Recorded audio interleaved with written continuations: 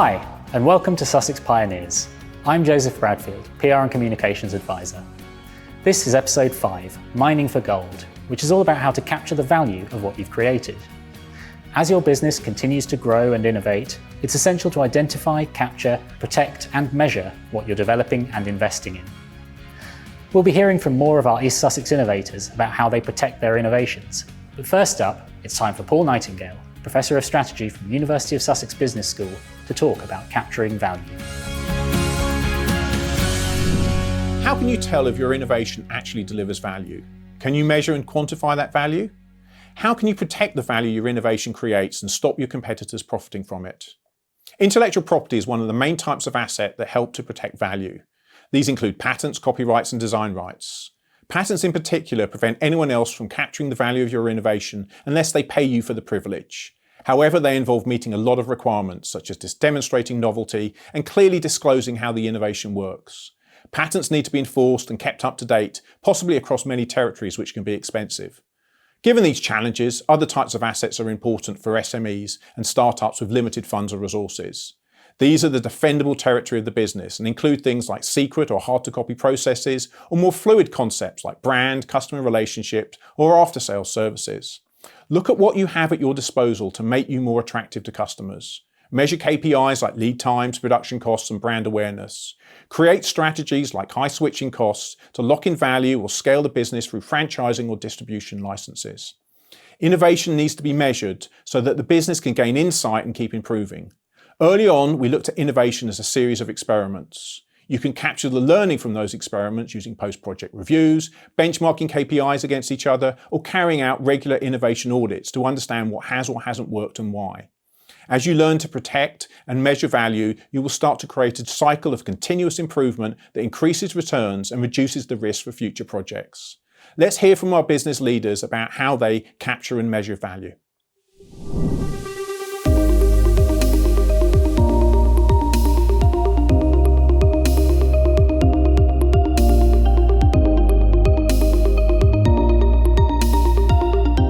The biggest challenge we face as a video game studio is that our products need to be fun. And fun is quite difficult to measure. It's very subjective and quite amorphous. There isn't a list of points that if you hit, you have a success. So we do use a kind of gut feel. We use our instinct, and we've educated ourselves in video games and played a lot of them and listened to a lot of feedback, read a lot of reviews. So we feel like we've developed a good instinct for it, but we need to keep ourselves honest. So keep checking with our consumers. And we can do that by live interview testing or by running services that are online where people can play in their own homes. We send them the game, they load it onto their phone or their console, and then they video themselves as they play it, and they try and speak their thoughts. They try and think out loud so that we can then interpret that feedback and change the game accordingly. So that's pre-release. But once the game is live, we have a whole new suite of tools that we can use. We get real-time data from each of the games on how people are spending, what they're finding hard, where they leave, at which point during the initial funnel of the game, which is the sort of maybe the first half an hour or the first 2 hours, where they're learning things and they're facing new challenges, and they're overcoming all of the things that we've kind of laid out to them. They're learning the game. We can find out when people drop off, and then we can say, well, if there's a really high proportion of people that drop off in this particular event, then we can go back and try and figure out what it is that they're finding difficult and address it, change the feature, put more education features in there. We measure our success based on KPIs such as player engagement, retention, which is whether a player came back on day 2, day 3, day 4, day 365, conversion from free to paid, and then how much revenue that each person is paying. We can use those KPIs to help us make decisions about which feature we choose to develop next, and which will give us the most value based on those KPIs. And we have models that can figure out, based on those KPIs, what the return on investment is likely to be. And so it takes the emotion out of the decision of I want my favorite feature, the creative director might want their favorite feature. It adds a little bit of science and allows us to make an objective decision.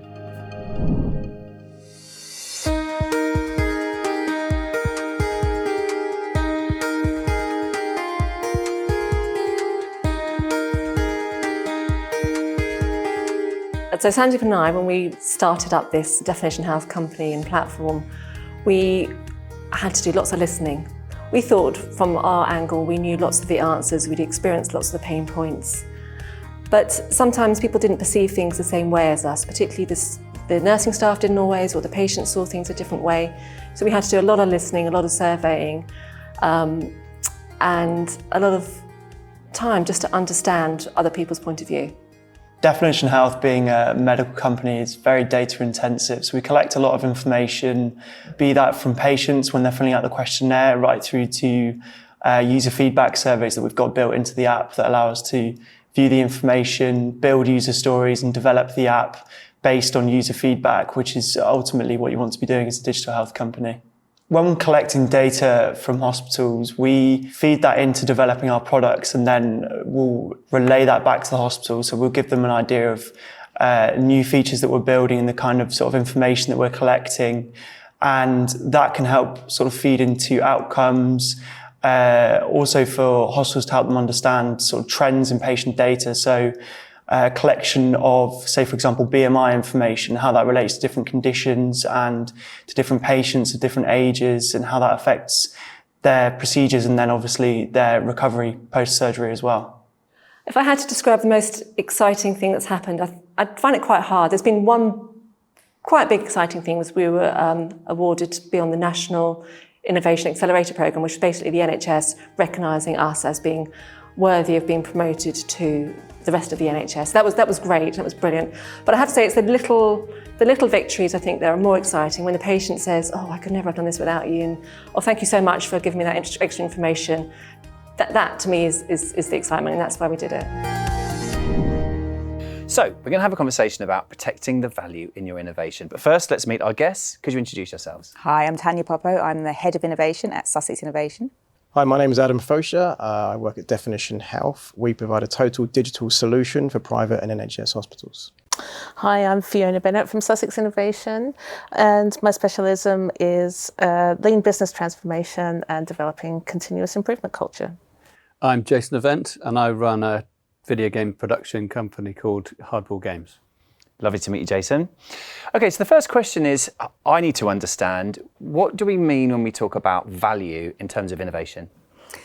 So if I take that one, Please. So really value can range from a wide kind of spectrum, particularly with entrepreneurs and innovators. So for some people it's coming up with a new idea within your team and they've reached their goal of at least stimulating ideas. Right. For other people, it's about being able to go out to market, to the local market and having local customers. And for other people, it's about scaling globally. So are you a big tech company who's looking to become a unicorn, for example? And for some people, they've only reached their goal and captured value when they're in, 30, 40 markets globally. Right. So there's a range really, and that's up to you to set your goals as an entrepreneur, as a company, and to really think about how far you can go, and it's understanding how good your idea is, how well the market responds to your idea, and we're talking about really customers, your stakeholders and investors alike. Okay, because I'm really interested, why should SMEs care in that case?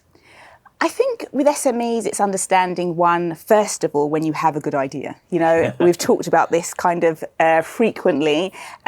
You yourself can think that you have a good idea, but it only really begins to capture value when the market recognises that. So your customers or your stakeholders, or as I said, your investors. And so I think for an SME, it's first recognising when you have a good idea, that is essentially going to be profitable. Right, so that's its value.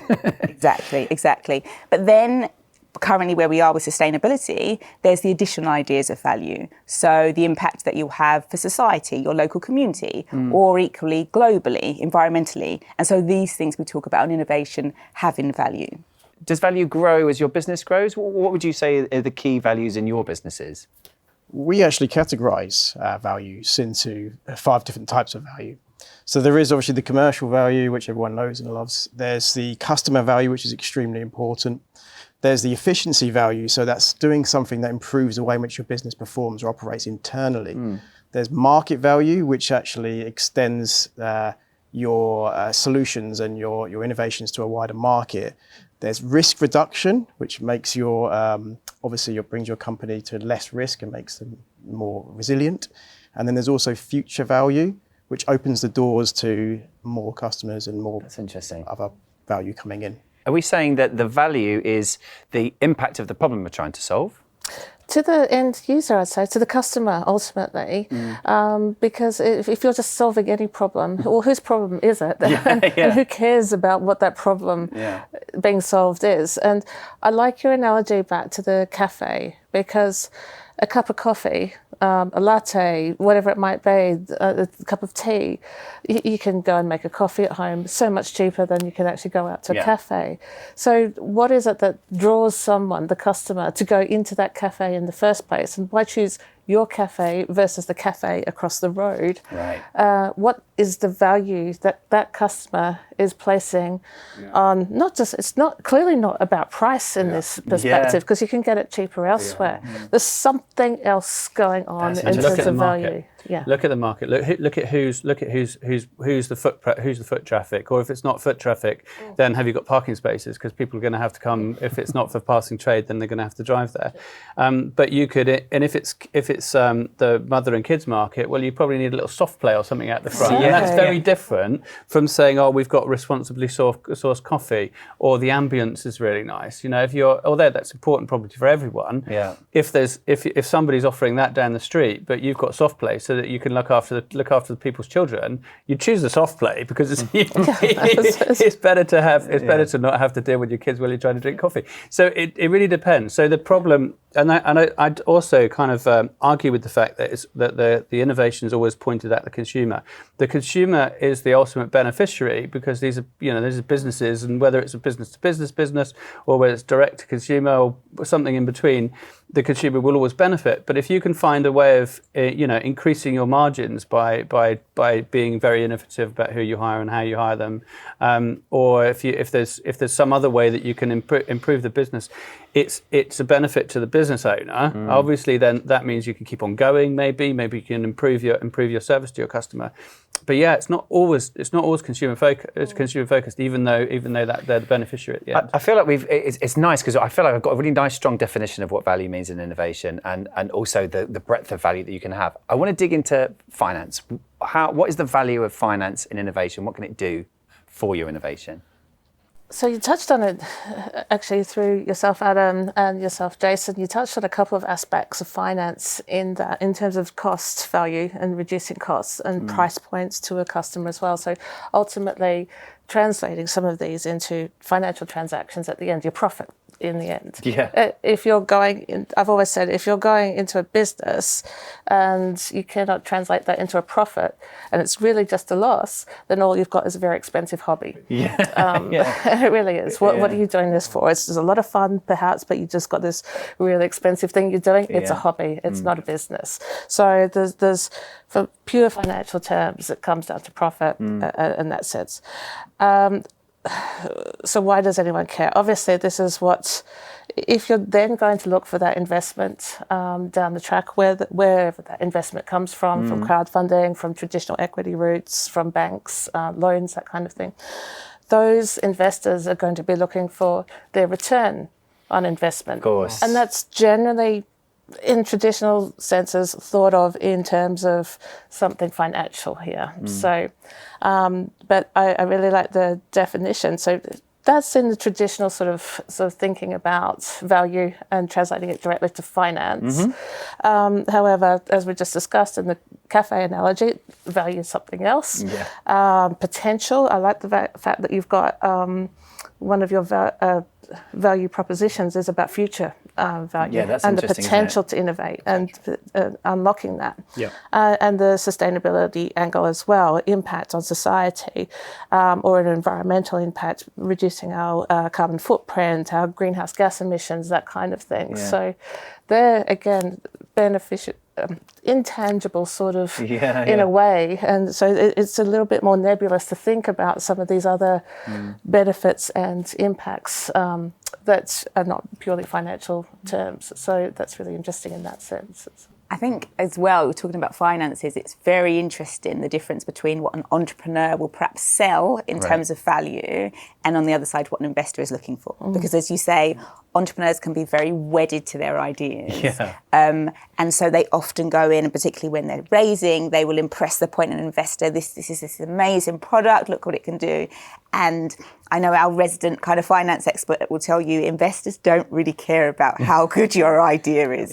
Coming back to, what does this mean to entrepreneurs? And so they're so focused on the value of their new initiative, on their new service, and investors are interested in one thing only, finance, yes. right? Growth, exactly. This is where your business goals come in. So one of the first things you have to do is set your business vision, which needs to link to your business goals. And your business goals as a company is to make profit, usually, unless you're a charity, of course.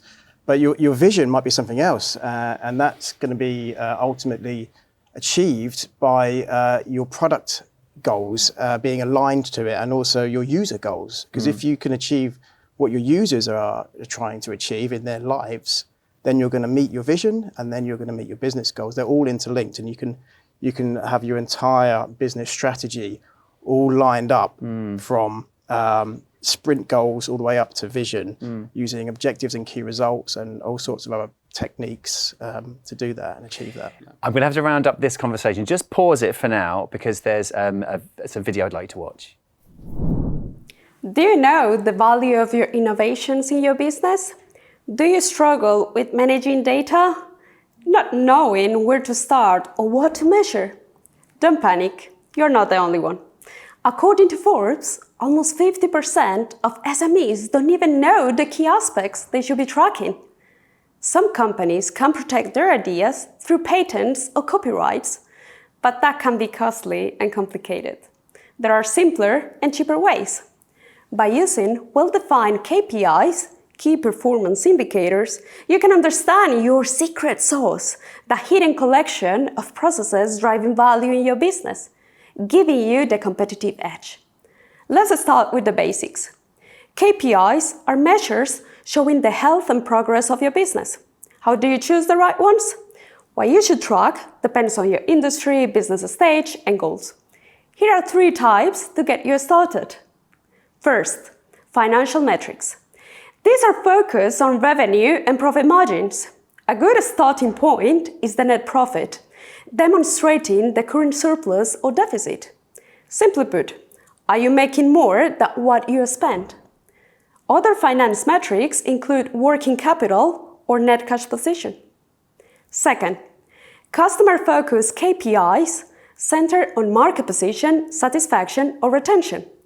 Start with simple tools such as surveys or focus group to evaluate new products prior to launch. By reviewing your sales pipelines alongside customer conversion rates and sales numbers, you can build a compelling story of where the real value lies in your customer base. The third category is operational performance indicators, which measure the activities and impact of different departments, including administration, logistics, and production. Typical metrics include gender pay gap, delivery times, stock levels, and energy use. This seems like a lot of information to collect and evaluate, but here are my top tips. Start with the right question. Consider your business objectives. Are you more focused on generating sales revenue or growing your client base? Less is more. If you start by focusing on a couple of KPIs each quarter, before you know it, you will have a simple set of KPIs that are action-oriented, driving positive results. Finally, you don't need sophisticated systems. Talk through ideas with your team and find the easiest way to collect the data you need. If you need further help or want to know more about KPIs and tools to track them, we invite you to get in touch with us at Sussex Innovation. So, tech companies are often good at getting feedback from customers and users. How can SMEs do it in a similar way? So yeah, you're right. So tech companies have analytics, so you can watch and see what people are doing, and the data comes spewing out. And we've also got we've also established methods for kind of watching videos of people interacting with software and playing our games and using our software and giving us feedback. But the principle can be used by everybody. Essentially, that you need to, once you've identified your target audience, you kind of need to get to know them. Right. So simply, you can ask them questions. Go and identify your audience, and then find members of that population, and kind of ask them questions, and figure out whether their needs are met by existing products, and then or services, and then find opportunities. We've done this for ourselves. I mean, there's a big shopping centre called Churchill Square in Brighton, and we went and recruited a load of random people that fitted our demographics. So we were looking for 80% male between the ages of 16 and 25, and we just went out and got a load of them, got their contact details, and then arranged for them to come and play our game. And we put them in a glass office and sat on the other side, pretty low tech, and just watched them as they played and directed, and tried not to give them too much feedback.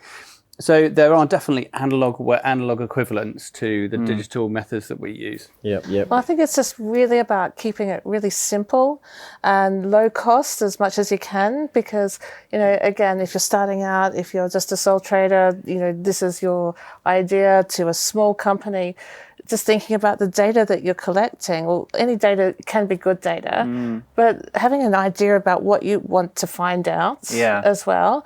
And it can be just as simple as getting a clipboard with some simple questions, asking people to write on comments on a sheet. If you're a product like a food retail or something, going to your farmers markets, getting real-time information from your customers, watching people's reactions, asking them directly what they think. But the thing is just keeping it really simple and as low cost as you can. I think that was going to be my next question, is how do you know what data to capture? How do you capture it? Adam, you've done some of this, haven't you? Yeah. So what we did when we first started out was we just approached hospitals who weren't really affiliated with us in any way whatsoever. We just asked them, would you mind if we observe and sat in with some of you and your patients to learn about what you do and how you work? And most people are happy to do that. If you give them a real reason and tell them that it's ultimately going to solve a problem or benefit them in one way or another.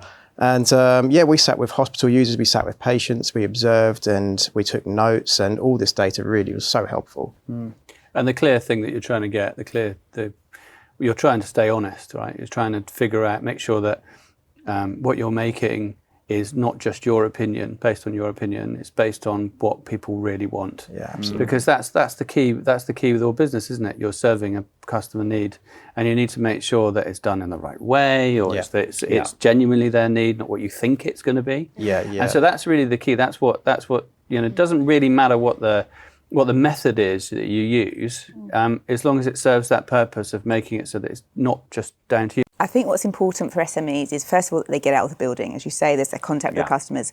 2, that the testing phase doesn't last too long. What we're really looking for is rapid prototyping, rapid testing, and that iterative process, so you're bringing it back, but that you're designing with them. Often what we do is maybe a first round of testing, we take the data back and we think we've got it solved. You have to then bring them on the journey, and ensure that you have a set time. So maybe you decide, okay, look, we're going to test over an 8-week period, maybe with this number of customers. Otherwise, you stay in the testing phase forever, which is a very common process with SMEs, and you never get to market. Famously, for example, I think it's not just SMEs. Innocent Drinks famously took their drinks to a festival, didn't they? And they had 2 simple buckets. And the first bucket said, drink this, if you like it, place it in this bucket. If you'd buy it, if you wouldn't buy it, place it in this bucket. And literally, I think they tried 10 festivals, and that's how the Innocent Drink brand was born. So it can be that simple, but I think what's important is that you have clear goals from the start, and you're very clear about the objectives. What is it you're actually trying to ascertain? And then making sure you have very clear briefing sessions so that you're continuously, designing with the customer, but that the process doesn't take too long. How do you measure social innovation? So I always think business, entrepreneurials, they get very caught up with measuring social innovation. Charities, non-profits, development sectors, international NGOs have been doing this for years because it's what they do.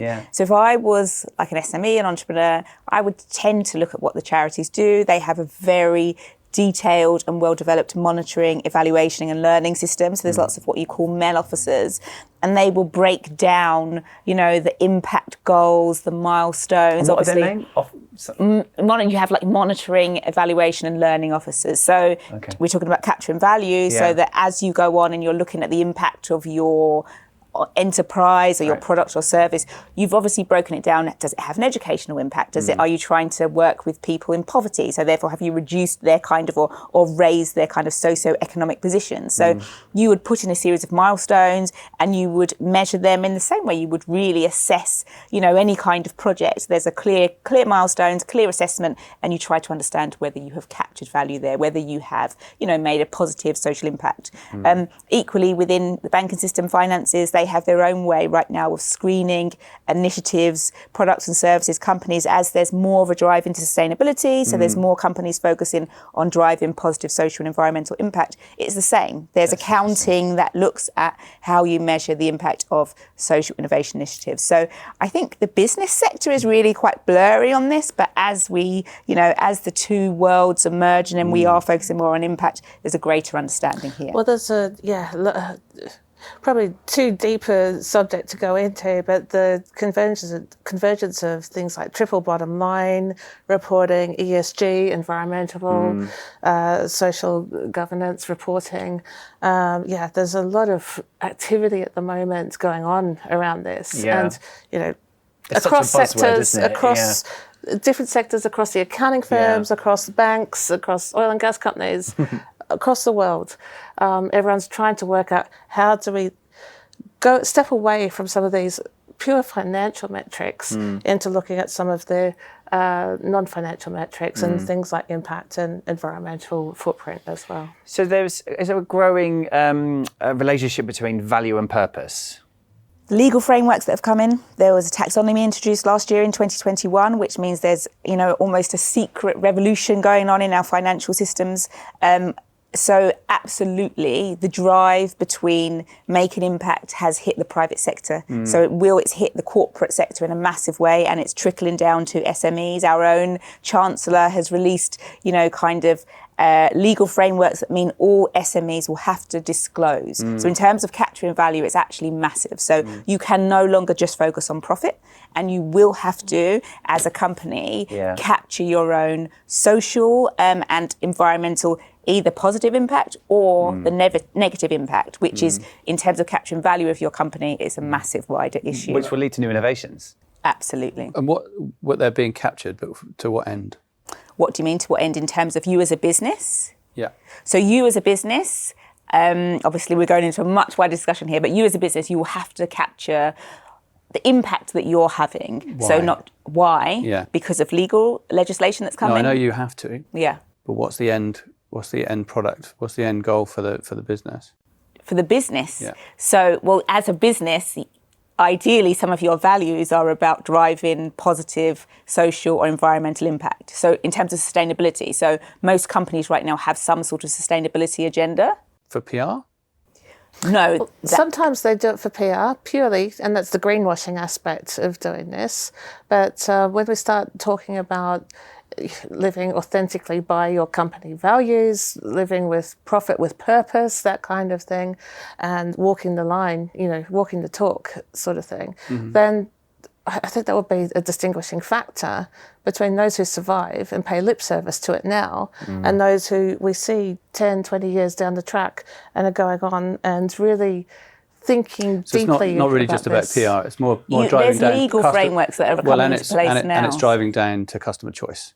Sure, but the legal frameworks at the governmental level, so our own Chancellor has just issued kind of a series of legislations that mean you as a company will have to disclose. So you will have a rating where you'll be measured. I understand. So that's like an enforcement metric. Exactly. Yeah? But really the gain is customer choice. If you don't do this, your customers will not come to you. And it's again another piece of awareness. How important is that to your target consumer? Coming back to kind of research and capturing value. Yeah. That's why I was asking. It's not that I whether I disagree with it or not. It's more that what's the in the context of capturing value, where is the value captured in that? So before I would say like the CSR programs, that was absolutely about PR. CSR? Corporate social responsibility. So that's where it was before. But now, because of climate change, because of the impact it's having across every single sector, no, it's beyond PR, I would say right now. No, it's customer choice. It's down. If you don't, it's a non-tangible customer need, right? Because if you can alienate your consumers with this, and also they can make a choice to consume your product or service based on those results. And that's although the government are enforcing you to do it, and they may put measures in place. That's what you're kind of describing. The end goal is to outcompete your competitors, is to beat your competitors at corporate responsibility, because that way you're going to get more consumers, and you would therefore increase your revenues. And that just makes business sense, right? What I've got to do is interject here because we're running out of time for this discussion. It's been a fantastic discussion, lively as well. I'd just like to bring this back to our SMEs. They're going to be people who are just learning about the value, just finding out about the value. They're going to be SMEs that are more established and need to get a better understanding of their value. I'd like to just go around and get some top tips from everyone. And I'm going to start with you, Tanya. I would say in terms of your value, think about first your own mission and your own values as a company. Yeah. And that is really what's going to drive value for your customers, your stakeholders, potentially your investors in the future. And also think about the wider impact you're having as a company on the wider society. And potentially if you're interested in scaling or going global, think about that as a company too. Great. Thanks, Tanya. Adam? Yeah, I'd agree with a lot of what you've just said. It's all very much about setting your vision up front and your goals, and understanding what your users' goals are, as well as your own goals as a business. And it's research. It's research. Customer research, user research, competitive research, marketplace research. Don't forget about social economic research, what's happening in the external environment. PESTLE is a very good way of analysing your external environment. It stands for political, economical, social, technological and legal aspects of analysing an external environment, and also your internal environment as well. So what is driving your own employees? What are their goals? What is their motivation? It's really important to communicate your vision and make sure everyone in your organisation is on board to achieving that vision. It's so important. Great. So research, in other words. Yes, more research. Fiona? Yeah, so taking those points on board and bring it back into how you do it as a top tip, keep it simple. Yeah, just have some goals, specific goals around what kind of data you want to capture, what you measure, what matters to you as an organisation on that. And it doesn't have to be all bells and whistles, really complicated, sophisticated, expensive systems. It can, as I said, just be the clipboard at the farmer's market. Amazing. That's a really good point. Jason? So I think rather than using the word goal, I think that probably setting a direction at the start is really important. And I think that being open to be being flexible about what goals you sort of choose on the way, because as you go on that journey in that direction, you'll discover through market research and speaking to consumers and doing experiments and iterating on products and the changing environment around you, there are going to be lots of different opportunities and lots of different potential directions to go into. And if you have a very firm direction, I'm going over here with this goal, you'll miss that. You'll miss the ability to be able to change. And I think that along with constantly checking to make sure that you're meeting the customer's requirements and meeting that customer needs, I think you've got to be constantly iterating on, are we doing the thing that will get us if it's the most profit or the most impact, the most to come back to the personal goals, I suppose that's something that is going to be always consistent. To wrap things up, it's about being engaged with what motivates you and your target audience. It's doing research, simple capture, and then also having a goal. Having a direction. And being flexible about the goal. Yeah. Perfect. That's fantastic. Thanks ever so much, everyone. Thank you. Thank you. One of the key principles highlighted in the discussion was alluded to by Jason from Hardball Games. He talked about the process of iteration, testing, change and reflection. This is very closely mirrored by the build, measure and learn cycle advocated by Eric Ries in his seminal book, The Lean Startup. Adopting this approach helps a business to innovate at pace and scale and capture value through the process of innovation. Another core principle that came out of the conversation, which again is closely linked to lean innovation, was that one should design solutions with the customer, not for the customer. Having the needs of your customer baked in to the process of capturing value means you have a far greater chance of success when it comes to launching a product or service. Their needs will be reflected in what's created, including addressing their core problems. One should have a laser focus on who you aim to serve and what values they have.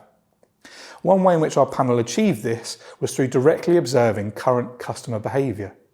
If this isn't appropriate or indeed possible, then surveying or depth interviews with a small cohort of your target audience can reveal rich insight that can be used to develop new innovations and create greater value based on their needs. Steve Blank, the famed startup guru, echoed the panel when he talked about getting out of the building being essential to capturing value and innovating effectively. If you attempt to create value without engaging your customers, you might miss opportunities or build entirely the wrong thing, as it was based on incorrect assumptions. Validating your ideas through real-world engagement is key. Another benefit of doing so is that those people you engage in the process of creating your product or service can go on to be your first customers. After all, it is they who you've created value for and made a relationship with. Adam from Definition Health expanded our view of where value can be captured. Whilst one's mind will invariably gravitate towards commercial value, Adam introduced further dimensions of value, namely 1, customer, 2, efficiency, 3, market value, 4, risk reduction, and 5, future value. An interesting suggestion that came up was rather than setting a goal, one should set a direction of travel. This more flexible approach allows for iteration in the design process and stops one from following a path that isn't in the interest of the customer just because it feels right, because it's the path towards the goal. I'll end with a good starting point raised in the discussion. Start with the vision and mission in mind and use this as the guiding light as to where value can be captured. Thanks for watching. In our next episode, we'll delve into the important topic of sustainable innovation and how to align people, planet, and profit. Make sure you join the conversation with our business community by clicking on the Discuss button found on the Learning platform. Also, keep an eye out for the next Q&A session, where our experts will be online and ready to answer your questions around capturing and measuring value.